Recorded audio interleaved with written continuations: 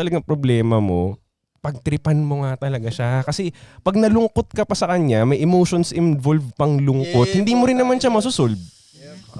Nalungkot ka pa, pumangit ka pa, busit ka pa sa mga tao sa paligid mo, nag-spread ka pa ng negative energy, kung alam mo yung problema, masosolve naman. Di umpisahan mo ng solusyonan paano. Gawin nating interesting yung pag-solve dito. Paano kaya? Chance mo yung opportunity mo yung to shine, di ba? Na may problema, okay, ngayon ko i-apply lahat ng kaalaman ko. Kasi kailan mo i-apply yun? Kung nag-aaral tayo sa school tas walang exam, paano na natin malalaman kung sino pinakamalupit dito? Di ba, no? Ano yun? Araw-araw, aral lang tayo, walang exam. Marang tanga, no? Graduate ka na. Oo, di ba? O, ganun, di ba? O, graduate ka na. Okay na. Walang basehan kung may natutunan o wala. Hindi naman pwede yun, di ba? Ito yung basehan. Pag problema times, challenging times. O, ito basehan ngayon. Itong ano?